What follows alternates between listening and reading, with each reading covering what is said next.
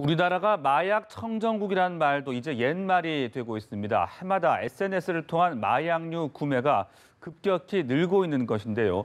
특히 청소년들이나 20, 30대 젊은 층도 마약류에 노출될 수 있어 우려가 커지고 있습니다. 최덕재 기자입니다.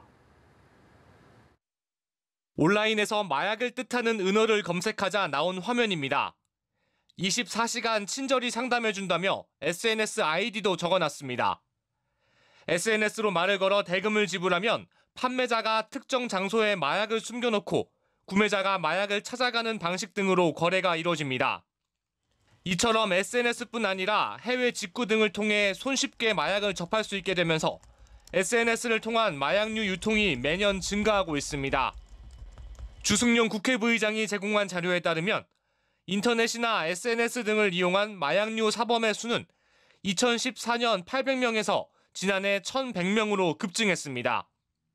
올해 들어선 8월 현재 지난해 기록을 벌써 뛰어넘어 1,170명이 SNS 마약 사범으로 적발됐습니다. 전체 마약 사범 수도 꾸준히 증가하고 있습니다.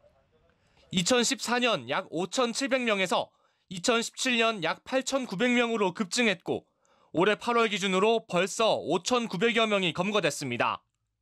마약 단속은 경찰뿐만 아니라 관세청과 같은 관계 부처에서 입체적으로 함께 단속을 해 나가야 효과가 있다고 생각합니다. 무엇보다 SNS 마약 거래는 청소년이나 20, 30대들도 손쉽게 마약에 노출시킬 수 있기 때문에 그 위험성이 더 큽니다. 마약 청정국의 지위를 지키기 위해 보다 유기적이고 철저한 단속이 필요하다는 목소리가 나오는 이유입니다. 연합뉴스 TV 최덕재입니다.